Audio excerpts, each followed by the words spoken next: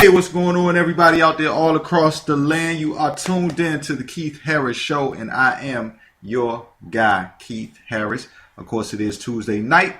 It's been going down. I don't know what's been going down in your neck of the woods. It's been a crazy night. It's been unexplainable incidences happening, but you know, hey, it's what makes life exciting. And to continue the excitement, I'm joined by my good friend right here. On the line. It's a special encore. I'm sincerely honored to have him back on the show again. He always keeps it 100% real. It's always a live, interesting conversation. So without any further ado, I'd like to introduce the executive producer, director, and writer, the man himself, Steve Oakley. What's going on, Steve? Well, they let me out of the old folks' home, and I'm over here having this interview, and I'm glad to be on here. You know, they say that I'm the anarchist of filmmaking. You know, I'm sort of like a baby boomer version of Ed Wood mixed with Quentin Tarantino on LSD. Hey. And good to talk about my next film on here, Natural Born Filmmakers. You know what? Everything you just said sounds like the chemistry for somebody who could make a very exciting film. Yeah, well, somebody had to do it. Melanie and I were driving on the bike path at Santa Monica, just north of the pier, and she stopped me and said, "Hey, that's Quentin Tarantino walking over there." And I go, "Well, let's go talk to him." And she said, "No." So I ride up to Quentin and go, "Hey, Tarantino, bro." And he goes, "Hello." I go, "Hey, you changed my life with Pulp Fiction, man. I'm a filmmaker, and I've never been the same since." "Well, that's very kind of you," he said. I said, "Well, I don't want to interrupt your walk, man, so I'm out of here. I just want to say you're a great inspiration." And then he said, "Thank you." And I rode off into the sunset. That's when we decided I would make the next film, Natural Born Filmmakers, an homage to natural born killers and Pulp Fiction and films like that. So, but the hard part was there was no bit. Mm-hmm. So that's the hard part.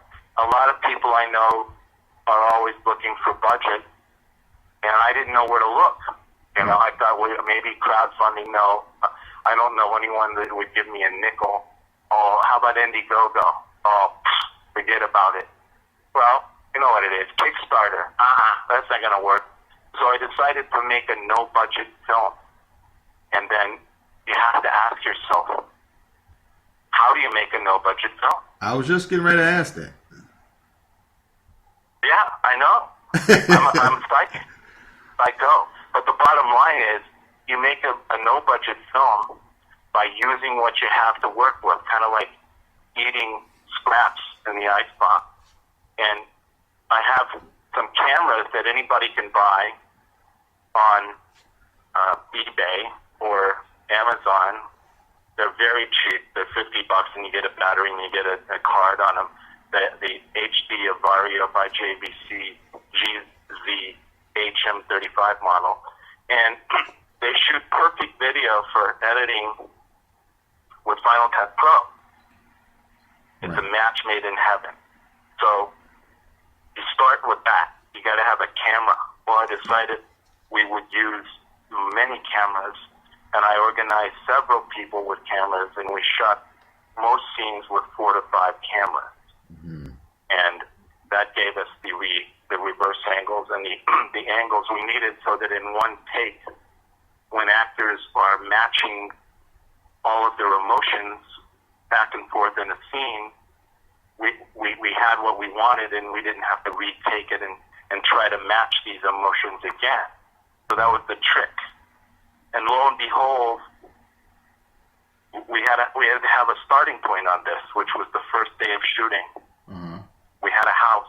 Somebody gave us a house to work in for free, and we cast some actors, and I wrote the opening sequence, and we went to Orange County, and we shot in Huntington Beach our opening sequence, where the actual plot line began. And that's distributors are crooks, and our heroes, right, our heroes in the movie are meeting with distributors. That's why we call it natural born filmmakers. And we meet the distributors, we meet the heroes, the boy and girl that make a movie together, Jack and Jill, and suddenly the story begins. And that's the trick. Mm. The trick is work with what you have and shoot it and edit it, and that's the trick. Well, now you being able, here's the thing, Steve. You being able to do that. I mean, you're seasoned in the game. You know what you're doing. You're not new at this. You're a master at your craft. Does it get a lot more complex for people who may not be at your level to be able to do what you do with no budget?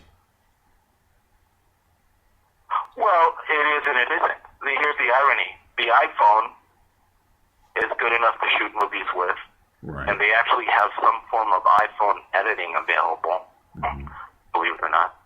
And so, yes, there's a certain amount of learning that you can do, but you can learn that off of YouTube or go to school or even team up with your buddies. And yes, there's a little bit to learn because that was my 10th movie, Natural Born Filmmakers. Mm-hmm. So obviously, each movie gives you a little more know-how on how to make a movie and how to write a movie and how to deal with actors and how to edit a movie. I edited all of those, all of my movies. But the kicker is you can learn all this yourself. So there's an old saying, do you want to talk about it or do you want to do it? Or do you want to do it? That's what it boils down to. Yeah, it's okay to talk about it, but if you don't have a budget, just make the movie anyway. Right. Now, yes, it has some minor problems along the way that you have to solve. There's certain things that these little cameras do. They're high definition. They're 1920 by 1080, but there's certain little flaws they have. So you have to learn the flaws of that particular camera. The reason I chose it is because at $50 a whack, plus shipping and a 32 gig card and a battery, you got yourself a 1920 by 1080 HD camera. Mm-hmm. So, but there are flaws in that camera. So I learned things on that first no budget film, which was Natural Born Filmmakers. The other 9 films had budgets, but I've reached the point where I'm budget free. You know what I mean? I'm not able to kick money in on movies, and I don't know people that will kick money in on movies. So now the pedal hits the metal, and I have to make these movies without budgets. The old thing was meet out sound, MOS. Right. This is meet out budget, MOB. Well, how do you, Steve? How do you feel like you are able to accomplish being able to do that? Because we're also going to get into waiting for Dracula in a minute too, and talk about that. Dracula actually had a bit of a budget. That was the last bit of a budget movie I ever made, but it had a different. My wife was working and it had $1.98 in it, but the thing that was unique about waiting for Dracula, that was something I learned because on Natural Born Filmmakers, it took us, I think, 7 days to shoot it. Mm-hmm. But you know what I mean? A bit here and a bit there, a bit here. You mean to shoot the whole thing? To shoot the whole thing 7 days? Wow. Yeah.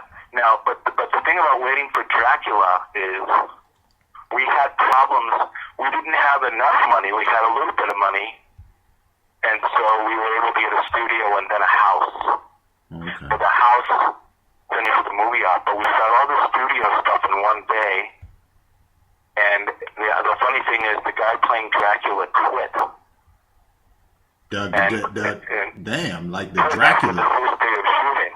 Wow. So one of the other actors came forward and he goes, "Steve, we can't let that asshole ruin things for us. We need to finish the movie." Right. And of course, that's when I dreamed up the Waiting for Dracula principle.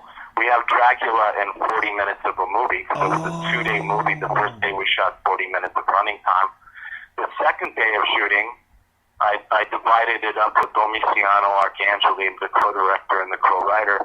He shot the upstairs sequences, and I shot the downstairs sequences. And in one day, we shot, I think, 14 scenes, and we finished the movie. So it was quite a fiasco. It was a learning curve. How do you make a movie in 2 days? That was a learning curve, because I'd never done that before. And that's what Waiting for Dracula was. And with Natural Born Filmmakers, I had 7 days, part days, and one long day in the end. Well, little part days, 4 hours to shoot a little sequence and split. But the final sequence was in a sex club in L.A., where the final sequence has to do with the sex club and vampires and Italian hit people and murders and sex and vampires and sex. Oh, I forgot. A little bit of gay sex too. So these are the elements of exploitation films. All the films that I've been making mostly have been exploitation films. Okay. I can explain that to the audience so that they understand what an exploitation film is. Okay, do that, please. Okay, here's the drill. Okay. Exploitation films are films that use certain elements that are necessary in order to be called an exploitation film, and that is some nudity, some simulated sex, some horror. It could be vampires or zombies, because they're both in Natural Born Filmmakers, zombies and vampires. And it also should have something to do with scenes that are liberal, gay scenes, and it's more liberal. The actual part of exploitation filmmaking is a more liberal thing, meaning the people that generally tend to go live in America are the ones that like those films.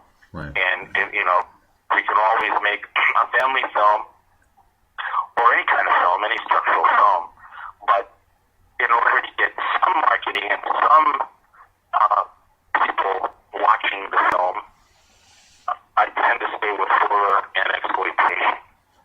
Right. That's imitation, but it's a necessary evil. Right. So that's the key to this kind of filmmaking. A lot of people that are in the horror genre have gratuitous, R-rated sex and nudity, and there are many others that use that in the same way that Hitchcock used wonderful techniques of suspense, because he was a master of suspense. I wouldn't call us masters. We're schlockmeisters in the exploitation field, but it's a marketing tool that those of us that make exploitation films have to use. Well, people love those films too. I mean, there's an honest large market for it. There's a market for them, but it offends the conservative out there. So you have a little bit of controversy over these things. Somebody watched this latest film and he goes, "Oh my God, it's a cross between the Players and Caligula." That's how he decided that Natural Born Filmmakers was. Right. Now, so I see where we're Waiting for Dracula. It's amazing because it seems like you were able to create a movie. And you're quick on your feet, Steve. I call you the wise man because, when we talk, you're always giving some knowledge. I know you say that people call you the Antichrist and this and that and the third, but first and foremost, of filmmaking, I mean. But, first and foremost, there's nothing like accepting the reality and just being honest and truthful. A lot of people blow smoke up the ass. I'm glad we're not censored on here so we can say those things, and so again, you're quick on your feet. And what it seems like you were able to do was when things started going sideways, you were able to pretty much turn one film into two by saying, hey, we're waiting for Dracula. So, because I've never seen that. I don't even know anybody who's had that type of story before. You take what's going on and then make a whole new film out of it, and it still makes sense. Did you? Well, I had to. We only had two choices: don't complete the film or complete the film. And even on Natural Born Filmmakers, there were two instances when in a four-character scene, one of the actors didn't show up. Right. And it blew the other actor's mind. Mm-hmm. And I used that as a tool to end up with better scenes for two reasons. Number one, you do a thing called splitting up lines. You get this line, you get that line, you get this line, you get that line, we throw that line out. It's like a little ring around the rosy you do if something like that happens. Mm-hmm. And then secondly, everyone's really paranoid over having to make these adjustments. So it improves their acting if they're actually paranoid. It shows an emotion.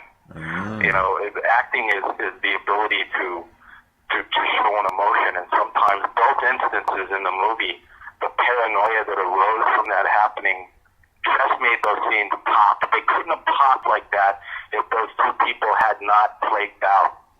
Right. If they hadn't flaked out, we wouldn't have had those scenes reaching that level of better acting. It was pretty cool.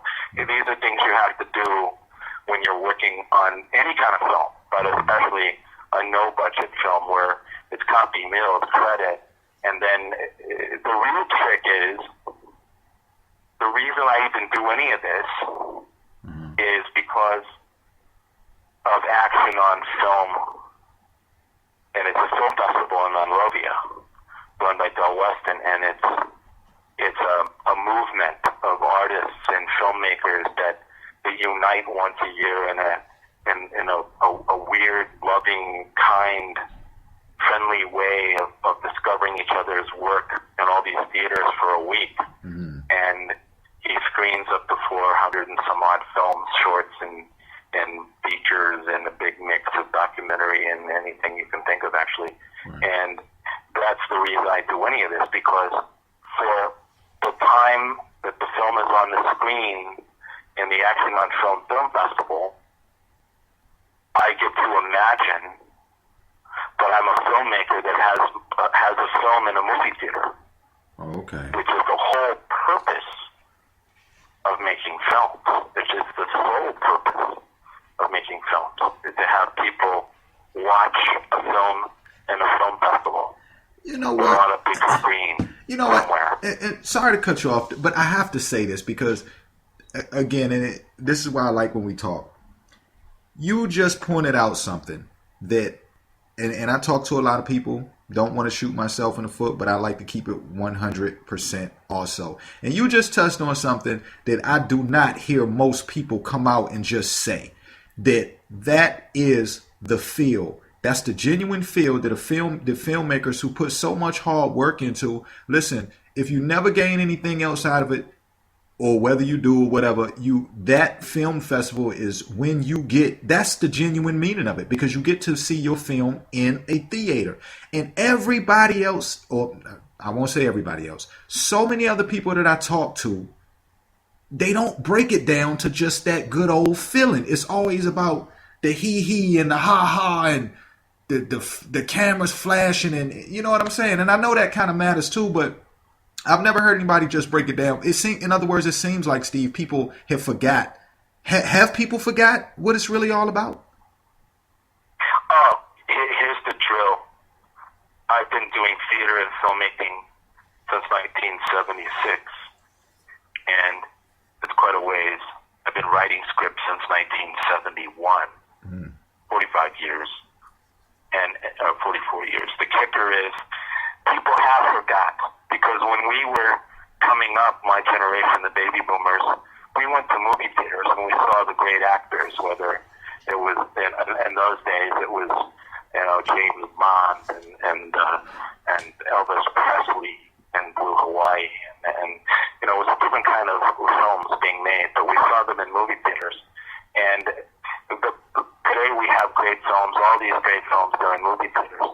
But the actors that are floating around, this is a phenomenon that actors need to be aware of, and filmmakers need to be aware of. Is the phenomenon is it's not how many parts you play, it's how you play the game. And a lot of actors today, a DP I work with said, "Hey Steve, all these actors, all they want to do is just do one film after another. That's their point of view. That's all they ever do." Well, Brad Pitt and Angelina Jolie, and you name it, just name the who's who of film actors today. They get paid large sums of money, maybe $20 million sometimes. Mm-hmm. And the reason they get paid that money is one thing and one thing alone. They sell tickets. Yeah. They promote the films in any way that they're asked to, and then they sell tickets. And if you pay Brad Pitt or Angelina Jolie $20 million, they're going to pay you back $40 million in ticket sales. Well, here's the new world order. People just want to do stuff. They don't necessarily enjoy seeing it in film festivals. You'd be surprised that of a cast of thousands, sometimes only a small handful, one row of seats are filled out of a cast of 46 actors and 20 crew members. You know what I'm saying? Yeah. Out of 66 people, maybe 7 or 8 people show up because they're not interested in seeing their work on a screen. They're interested in getting up tomorrow to shoot something else. And there's our dilemma, because you can't learn if you don't see it on the screen. You're not promoting it. And then the irony is everybody is sad. I am too. I'm sad, man. I should be writing scripts for millions of dollars, instead of for nothing. But here's the thing. I put it on in a movie theater and I look at it and that's what I write it for. The actors just have forgotten completely what it means to go all the way in acting. Right. If they're in a movie and no DVDs are selling and no video on demand are being demanded, and it's just dead, which most films are dead, which is another story. They're dead. They don't make any money. Distributors either don't pay you, can't pay you, but the film won't sell. And there's 300,000 of these being made every year, blocking everyone's chance of success. And you're competing against studio films and inside films and very expensive films. So the more money you can lose, the better chance you have of succeeding, which is almost nil. And at the end of the day, we do it for the exposure, and we hope we become the Blair Witch, Open Water, She's Gotta Have It, Hollywood Shuffle, Clerks, right. Roger and Me. We hope we become one of those, and we don't. Right. We don't. So I haven't yet, and I keep going, right, because hope springs eternal. Right. And that kind of brings me to my new movie, which is really a trip. Right now, from July, the middle of July to the middle of September, across 9 states in the Southwest, there's going to be an interesting military operation, Jade Helm. Some people, the conspiracy theorists, are way up in arms over this thing. So I never knew any of this stuff existed, and a friend of mine pointed out conspiracy theories and kinds of different channels where you can get an alternative news that's kind of radical. Some of it might even say it's time for the second coming, or it's about time for a huge meteor to crash. Right. So all these things are valid because it is time for the second coming, and maybe a meteor will crash. But on the other hand, we're watching something happen worldwide that's frightening. Greece is falling. Their dollar is the Pisky, their euro.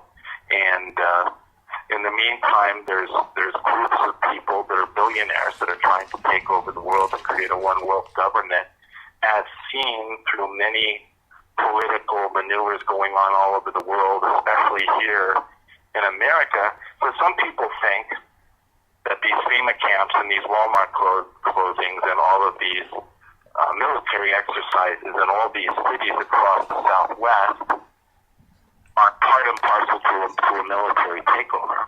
And this created a kind of interesting feeling in the Texas arena. Right. So the Texas governor has called up the Texas National Guard to actually guard the military exercises that are going to be held there by the United States military. And so I use that as a backdrop. Right. Only I'm changing and fictionalizing my story. Right. But I use that as a backdrop to show that we're really at a kind of a 1984 Fahrenheit 451 place and time where we really are on the edge of something big happening. And I think, and I'm making my next no-budget movie about that. And I think you're on time with that too, Steve, because you know there's so much going on, and I'm not sure if it's necessarily what we thought would be happening, because everybody has these theories of what's going to happen. Like you say, maybe the meteor is going to fall. Maybe, the whole religious thing about, people's choice of religious leaders are, are about to make a move. And then we have society itself, and there's so many different things going on. And I agree with you. I think we're on the brink of something. I haven't been able to put my finger on it, but we're on the brink of something. So I feel like you could be on to something, but go ahead. I just had to say that, right? That's the deal. So this new film is called Bedmaker, for Operation Bedmaker, and I'm taking a little slice of the big picture because I have no budget, zero. Okay, I can't show the big picture. I can't show all of the military equipment being shipped around the country as it is right now, being shipped around the country. And in a variety of ways, on highways, on freeways, on railroad cars, and so forth. I can't show the vast picture, but I chose one little piece of the picture, one little piece, and I created a fictional town. And they're ground zero for the military takeover. And I'm starting to film in the only place I can, which is the confrontation between some townspeople and the military spokespeople, the military liars that are there to ask for permission to have their exercises in the town. It's like Dracula. You have to give Dracula permission or he can't come in. And that's the fact on how this works. So they're there to get permission. So I show this confrontation, this situation, and I just finished that scene today, actually, 20 pages. Wow. It shows the conflict between 5 soldiers, a spokes puppet, and a mayor and 3 city council members, and 20 some odd people sitting in chairs, tickling back and forth in a town hall meeting, and that establishes the theory. But the trick to what I'm going to do is this. Studying all these great little films that became famous for no money, I named them all. Test yourself and see if you remember the ones I named, everybody. Okay. But the handful of these great get-rich-quick movies that I named all had one thing in common. They matched the time and the technology perfectly. So what I'm able to do with my Mickey Mouse setup, because I don't have red cameras, I don't have big flip trucks. We got nothing except we got a little bit of lighting and we got, we can shoot film. I shoot with 6 cameras now, 6 $50 cameras. And the bottom line is that the story has to match the technology or you have no chance. So what I'm attempting to do is blend a structure together out of the storyline and the technology I have, and that's the trick. You gotta watch the movie to see it. And I'm utilizing all the tricks of the trade that I have to tell a story where the actual story seems real, like it's really happening. Open water, you thought those people were gonna be eaten by those sharks. Paranormal experiences, I left that off the list. thought Oh, those were yeah. true paranormal experiences. But they weren't, because when you watch the movie, they had alternative endings. That was dumb. They should have never put alternative endings on the damn thing. But the key is that you have to feel it. Blair Witch, the lie that sold the movie was that it really was footage of a witch event in the woods. Right. And people fell for it long enough to go spend their money. Yeah, that thing made probably more money for no money. That was a no money movie. They went to one of these places where they could get a camera and bring it back in 30 days for free.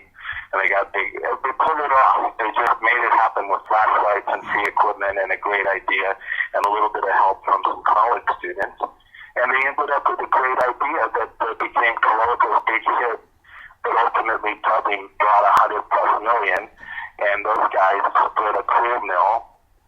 Because in those days, they gave things called minimum guarantees. And they did that to Roger and me and a lot of these movies. El Mariachi is another one. They gave out these minimum guarantees to the filmmakers that instantly put a lot of money in the filmmakers' pockets. Mm-hmm. But nowadays, it's a whole other ballgame. Distributors don't have to give minimum guarantees. They won't give minimum guarantees. Nobody wants anything. You got to pop it. Social media might be your only hope, plus film festivals. Somehow it has to pop out of 300,000 of these every year. Right. 300,000 of these every year. Everybody's making movies. Well, like we spoke about before, and I think you mentioned, in a lot of cases, people are kind of just waiting to get lucky. I mean, you put this hard work in, but it's all about who gets lucky.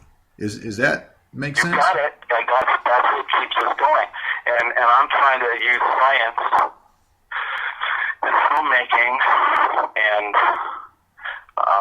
intuition in order to figure out what to actually do.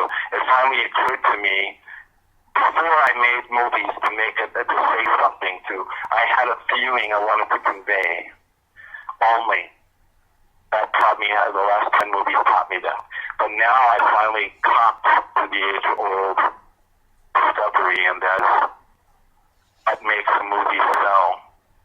And it's got to have kind of something that makes it stand out.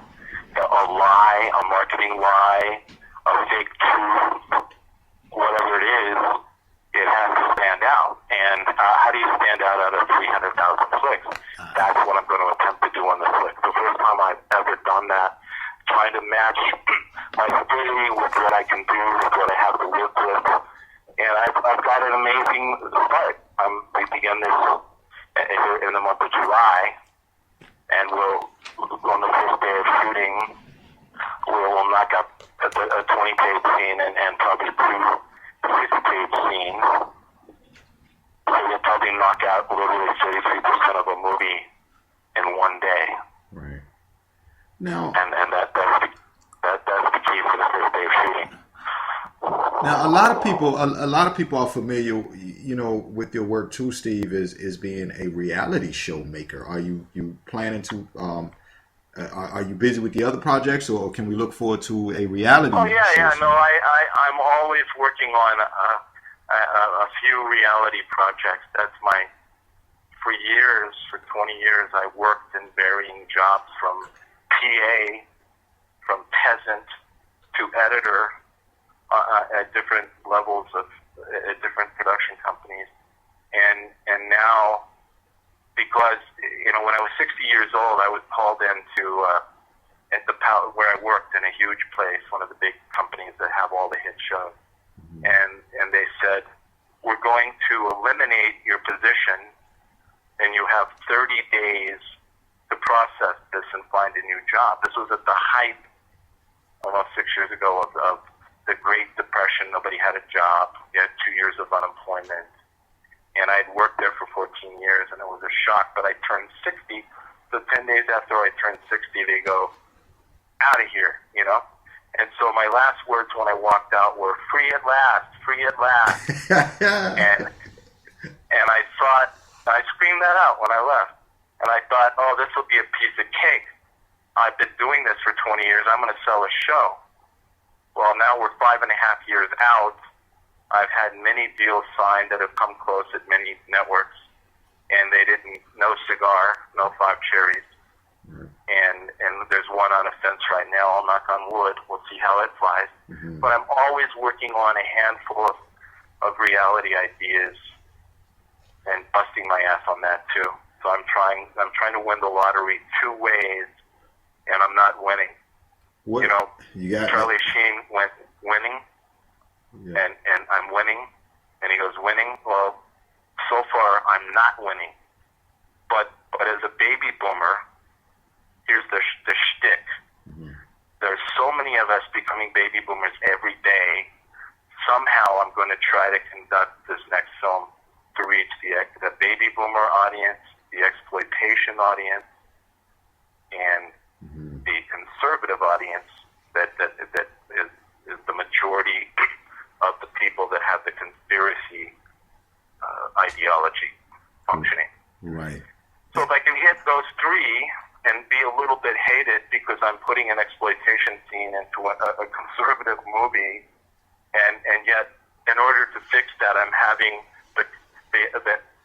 the people that compose the exploitation sequence get whacked, so that the conservatives can go, yeah, I told you so, right, and the liberals can go, damn those conservatives, I hate their guts. So it could stir up a little controversy on both sides. That's the plan. Now that's definitely you know what? That's definitely a good one. You know what? I'm sitting here and I'm trying to imagine what would a reality show? I wonder if you could pull off a reality show with that same concept. You know, the thing about reality, it's set, and what reality is set for a certain audience by certain networks, by certain executives, by sponsors. Yeah. So reality is not a fringe thing anymore. So it has to be absolute, 100% scientific. If you look at every channel that reality is on, it doesn't go askew. So I've tried to go askew a few times on a few projects and put my Oakley buzz on it, and it gets put down because it's not mainstream. Well, you know, when you're making films, there's no such thing as mainstream. There's just luck or failure. But in reality TV or television in general, or corporate world television in general, you have to follow the rules. And that's the biggest dilemma in what people perceive reality TV to be. It's very structured, it's very set up, whether it's real, fake, soft scripted, follow people, and it's exactly what they do. It's a combination of the above. Whatever show is on the air is aimed at a specific audience, and that it's like a left brain, right brain exercise. Yeah. The reality TV is absolutely scientific, and movie making is absolutely finger painting. Yeah, and I think nowadays, which again, it falls into another category of what a lot. There's a lot of conspiracy talk about that particular thing. Even in the film industry and television also as well. There's a lot of people always think conspiracy that things are set up to go a certain way. Like you say, you either fail, you either get lucky, or you fail, or it's all set up. People's roads are already paved, and they already know what they want to do, and so you hear a lot of talk of conspiracy like that. Yeah, now we're into the Illuminati theory, which is real, which is there are the chosen people from all races, creeds, colors, and religions that are connected, that have an easy path, where they have a sure direction to go. And they make it seems effortlessly. But the rest of us, the struggling artists of the Van Goghs, the people that are tortured and cut their ears off, which is the majority of artists, we don't have structure. We have no certainty. We're blocked. The door closed. The corporate doors are all locked. The way the artistic system is set up, music or movies or television inside group. It's the Illuminati of the game. And the people that are really in it, that are doing well, are part of that group. There's no doubt about it. They're the insider. And we're the outsiders. You know, it's like trading places. You know, when he worked on Wall Street, he had everything, and then suddenly he's outside watching people eat. So the key to the business is the insiders have it all, and the hard part for actors, writers, movie makers, singers, dancers, painters, dreamers of all kinds, they can't break in, and they quit, and they become disillusioned. That's why I've been at this 45 years. 45 years. How many people listening are 45 years old? Right. And like Will Gear said to me, keep your ass at the typewriter, boy. It's just as sweet to make it when you're old as when you're young. And then an Academy Award winner said to me, Philip Jordan, when he read my first script, very naive, and I never made a movie out of it. He read it and he goes, Oakley, you're either a genius or a bum. Why don't you write something more conventional? Something with sex and violence in it. Yeah. So I've actually been doing that since then. And eventually a director came along and saw one of my plays because I ran theaters for 26 years straight. I didn't get out for bad behavior. I didn't get a plastic watch when I ended my theater reign of running, keeping theaters open 12 months a year for 26 years in a row. But the bottom line was I learned from all of that because a filmmaker came to the theater and saw one of my plays that would become my first movie, Casting Agent. And what a pleasure that was. When you have plays that become movies, everybody knows their roles, it's so easy to shoot, it's so much fun, it's a piece of cake, which brings me to how movies are made now.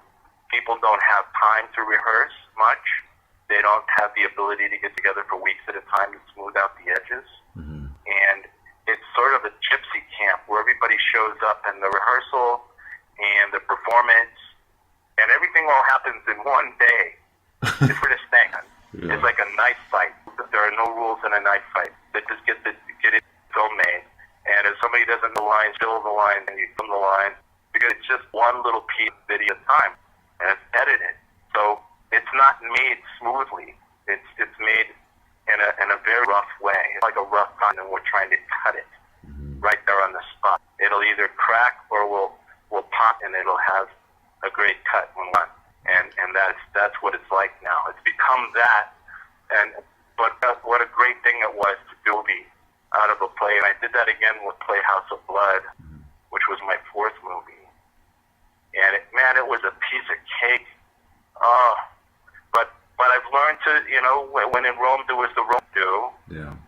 And you got to make these movies the way you got to make them with what you got to work with. And if you got an iPhone, if you got one of these little cameras that I told you about, the Vario JV for 50 on the or if you got, make the, and every junior college has editing classes, production classes that are very cheap, and there's writing classes, so script writing. So for those three classes are all you need, Right.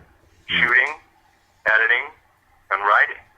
Absolutely. And then that's all you need. Anybody can do this. It's not brain surgery. My job is to be an anarchist, to break it down, to let people know that yes, it's great to have a budget, and but a lot of people wait a lot of years and try to build up budgets to make movies that never get made.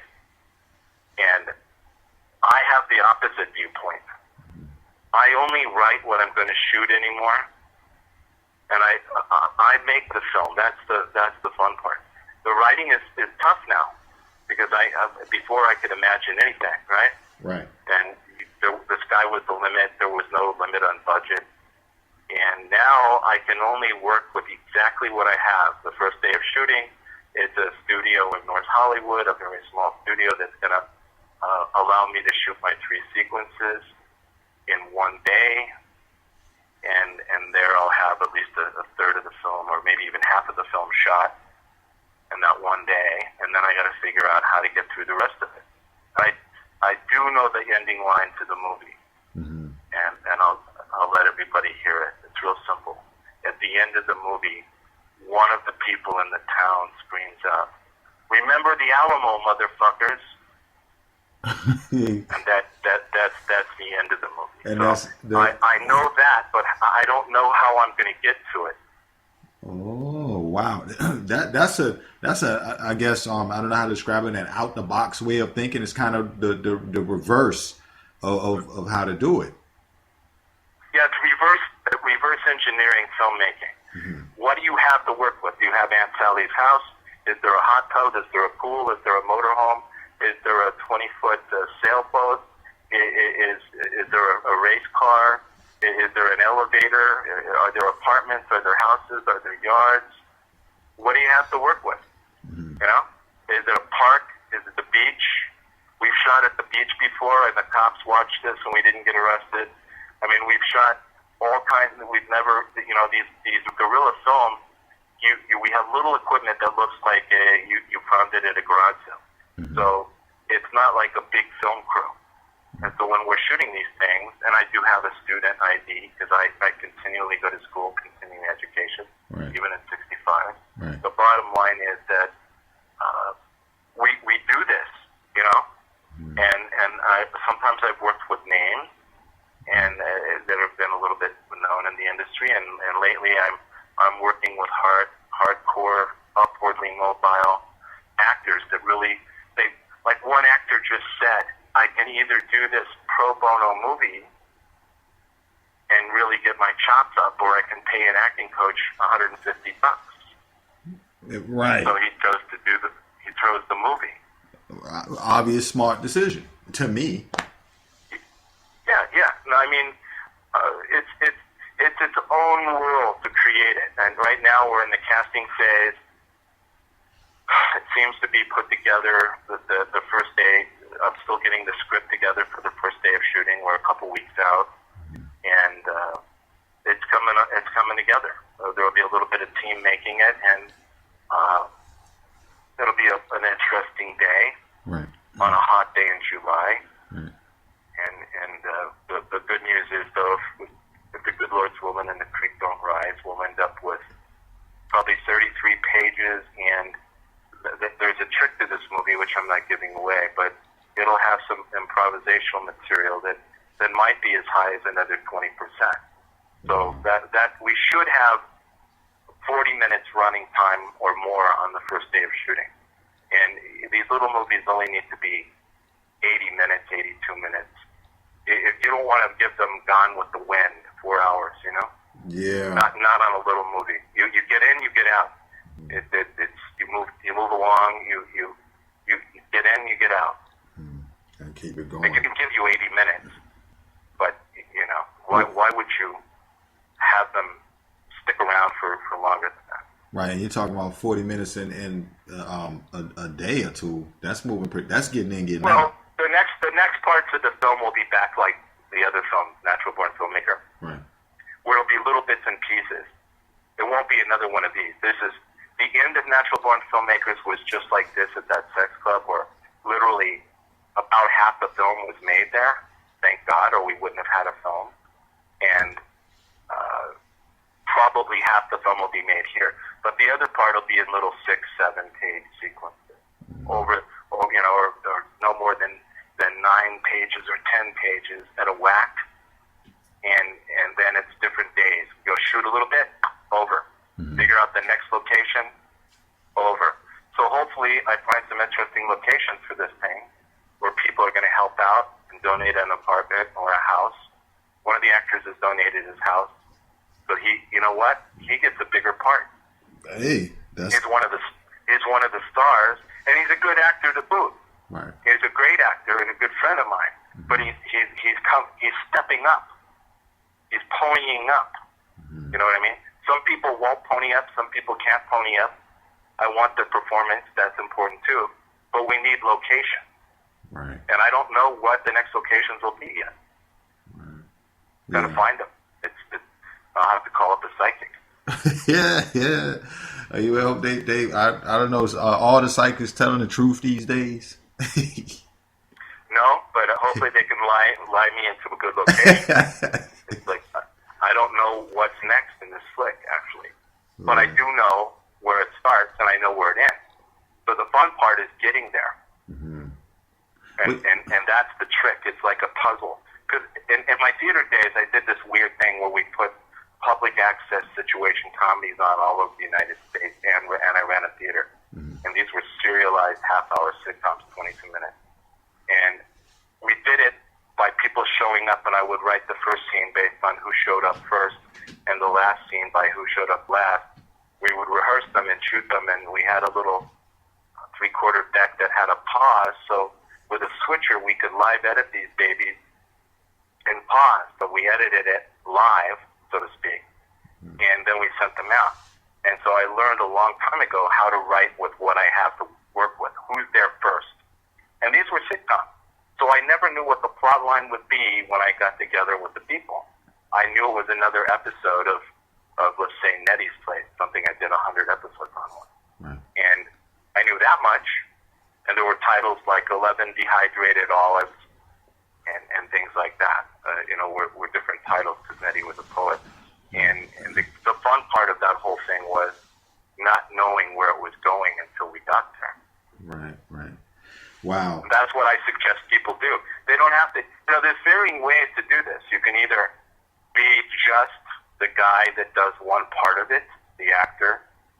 But what if the actor wrote something he could star in, and he made it happen, and then he became Orson Welles? Or you can just be the writer, and everybody else can take care of it, and the movie can get made that way. Or you can be like Steven Soderbergh. He makes his movies. Right. He's hands-on. That's how I am. I shoot the damn thing. I edit the damn thing. And actually, Rodriguez does that. Right. Tarantino does it. Right. Jerry Lewis used to shoot films. He ran cameras. So these cats that do this are more hands-on, and there's many more beside me, but anybody can pick up and learn how to shoot a camera. Right. And get the shots they want for editing. And when you write a script, somebody's got to figure out how it's going to be shot and how it's going to be edited. Right. And every film is different. So that's the kicker. And if you do it yourself, nobody's going to screw it up. Yeah, that's true. Except you. Right. You can't point. Right. You can only point the finger at yourself. But then, as you say, when you do it yourself, then also you have less chance of it going wrong when you know what you want and you know what you're doing. Yeah, the reason I started running cameras was a cameraman set the camera, didn't watch what he was doing, and a whole scene had a torso, no head, a talking torso of a major actor in a scene. And I said, that's it. I'm running cameras from here on out. Oh no, I don't mean to laugh. Yeah, and my wife also runs cameras. We shoot. She's going to be shooting with me. Yeah. And she does the better job. She Right. beats me, but I come in pretty close second. And I work with another guy in all my films, John Cox, a director of photography, because that I'm not. Right. And he keeps me honest in terms of how we can make this thing happen out of what we have to work with. And he gives a lot to the table. So I've accumulated him on Waiting for Dracula on and Natural Born Filmmakers, and he's then on Dead Maker. I try to accumulate folks to work with that have a skill that I don't have that will make me honest to what I do. Right. When can we look for possibly the release to either Natural Born or Waiting for Dracula? Or? Waiting for Dracula is out right now on TLA, releasing as a VOD or a DVD. Okay. And Natural Born Filmmakers will be premiered in its feature-length version at Action on Film Festival in September. We don't have a date yet, but if you look on their website about the time that they're having the film festival, you can look up Natural Born Filmmakers, and it'll give you the screening night and the time. Tickets will be $10 to see it at Action on Film, and about that time is when I'll probably put it into release, if it does go into release. Since it has exploitation elements, it should go into release, but you never know. And of course, you can't make any money out of these releases because the video on demand is $2.99.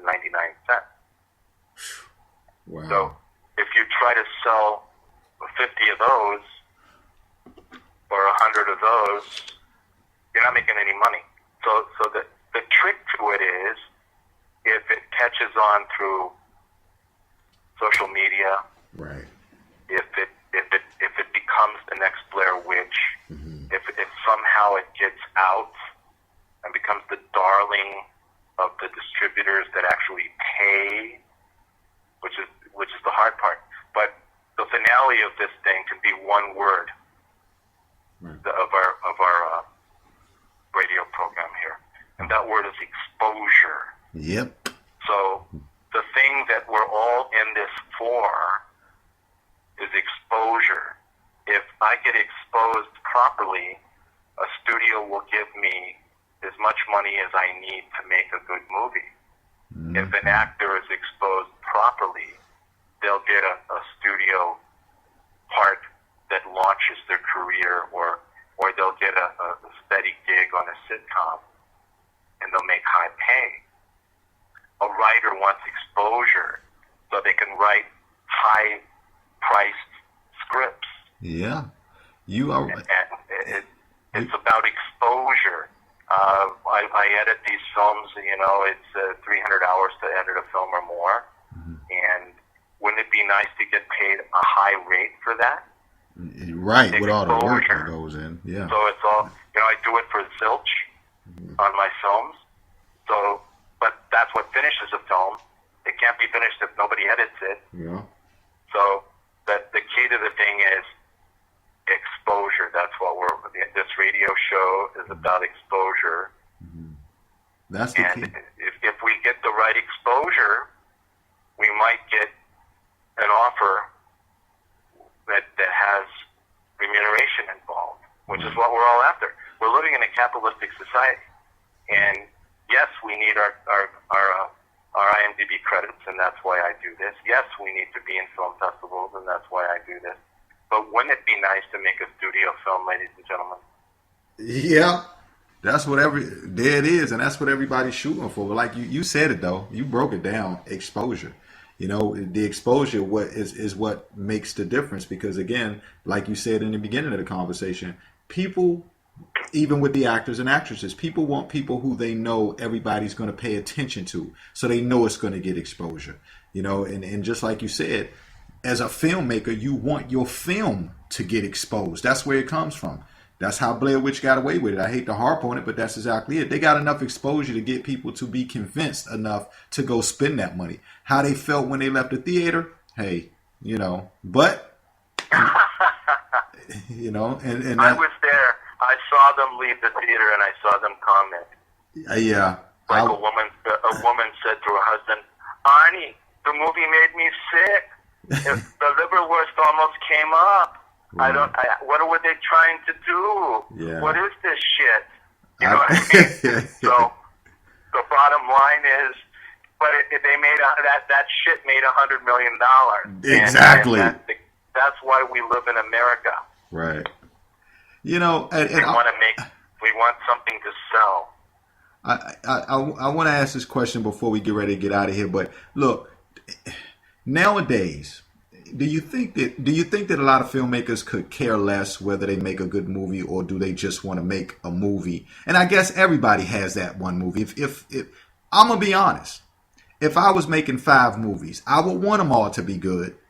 But if I wasn't making any movie, all 4 of them, then I probably would shoot for that one movie that was just going to convince everybody to go see it. I'm human.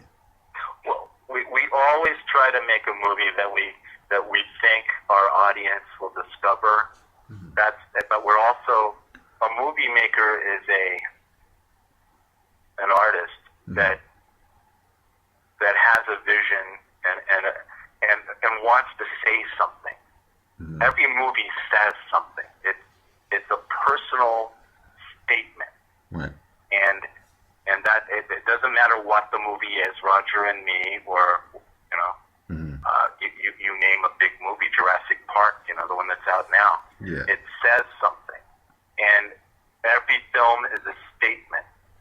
So what motivates filmmakers, the one thing we all share in common, besides how we make films and our philosophies of making films and so forth, is one thing: we're saying something. Right. And so I'm saying something with Deadmaker. I'm saying something with Natural Born Filmmakers. Right. Filmmakers. It's the story of the filmmaking business and how rotten it is, right. and how it's a dead fucking end. And then I'm saying with Waiting for Dracula, what is it that makes Dracula tick? I hit Dracula in a different way than anyone's done, and that was my Dracula. And of course, I mean, who doesn't love Dracula if you're in the horror film business? Of course. I'm throwing naked vampiresses in Deadmaker, and a drag queen Hollywood director. I mean, it wouldn't be an Oakley film without things like that. Right. And also it in this other kind of world, it all makes sense. You know what I mean? It's like that other. Well, in my mind, it all makes sense. I connect the dots. Yeah. I'm trying to find an audience, and if in fact we ever find an audience, you might say something like, a filmmaker is just a guy trying to find an audience. Right. And that's it. If we ever find our audience, we have a career. Clint Eastwood, great director, great audience. Ronnie Howard, great director, great audience. Steve Oakley, schmuck, still trying to find his audience. 65 years old. The baby boomer Ed Wood, and that's the thing. But like Will Gear said, when he was on the Waltons, and I guess he was about my age, and he said, once again, I'll repeat it, it's just as sweet to make it when you're older, boy, as it is to make it when you're younger. Because he made his big money on the Waltons after being a communist and blacklisted and having a hard time providing for his family and creating Theatricum Botanicum, Woody Guthrie's old joint out in Topanga. And the one thing about that guy, I've been in this business since I was a kid. He's the only guy I ever met, Will Gear, that helped hundreds, if not thousands of people. And through his Theatricum Botanicum, he was hands-on working with up-and-coming, wannabe, hopeful, new artists by the busful. And he got us agent. And he was a helpful guy. Right. The moral is, you don't have that anymore. Nobody like that out here that I know of. Maybe somebody knows somebody like that. What you have is a lot of cats and caddises that are making lots of bread, and they're not necessarily giving back. How could it harm someone to give back a little? Do they need to die by hanging themselves with a lot of money, or OD on heroin with a lot of money? Could they have given back for a year or two to a couple hundred people that they mentored, that they found through Craigslist or anything else to try to help them improve and become something? That's right. Hell no.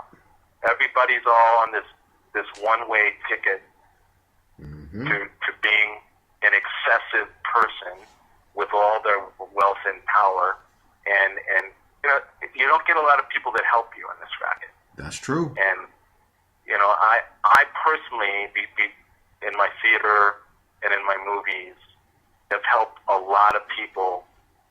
For the time they acted with me, their dream came true. Right. And that's what I've done for all these years, for decade after decade after decade after decade. And that's something, it doesn't amount to anything, but in terms of money, but it's something. And we all do this together. We're gypsies. We need each other. We're a cult. You know, the performing cults. Right. And we need to stick together. I don't have anything to drink, and it's hot here. It's Southern California. Oh yeah, I know. It's 104 degrees. Wow. And it's hard on all of us. Yeah. But the kicker is, make your dream come true. Stick with it. Don't quit. And if you go back to Iowa, make movies in Iowa. Yeah, there you go. If you're in Carmel, make movies in Carmel. You know, they used to say, love the one you're with. Yeah. Make movies with the one you're with. Yeah. Nah. And if you're going to be a movie maker, make movies. That's all it. There is to it. That's it. All right, listen, Steve, look, we're going to let you get out of here. And also, look, it's always great talking to you. And I love when we talk, because we don't just talk what I talk about with so many other people, which is always, we're putting this out, and we're, you know, and when we talk, there's always the depth of the conversation. You know, we always you always manage to find a way to incorporate life and what's really going on. And that's why I always, you know, say about you keep it totally real. And I call you the wise man. I always learn so much when I listen to you, as I'm sure a lot of people do. Look, what about? I hope people learned a little bit, and you know, I hope I inspired a few people. You did, and look, we're gonna look and all about exposure too. So we're gonna expose. Listen, what about you? Let me know when your schedule is. We need to have part 2, Steve, because we like last time when we talked, we never have time. Like there's so many questions I want to ask. There's so many things that you know, pieces of information that you can give out, and there's never enough time. What are you looking like? What about a part 2 tomorrow night, same time? We could do it soon, but I don't know about tomorrow night. Okay. Let's talk tomorrow on the phone and see. But okay. I say this: whoever listened to this tonight, email me at realityshowmaker@yahoo.com. realityshowmaker@yahoo.com. I'd like to have, you know, if you have any questions or comments, call me a schmuck. But I'd like to know how many people are listening to this, and then I'd like to do part 2, but I'm losing my voice in this. I know, right? So we'll have to do it. We'll have to do it after the 4th of July. Oh, that's right. You know what I mean? That's right. You guys are probably going to lose your voice a little bit more, huh? Yeah. And actually, if we wait till later on in the month, I'll actually have a drunken wife in the background, and I'll have 40 pages shot. So we're gonna sign off before my drunken wife says anything. All right, look, we'll do that. Tell Melody, look, we love both of you guys. Tell Melody we said hey. Look, Steve, again, give me that. Okay, give me that address again. We gotta go. All right, Steve.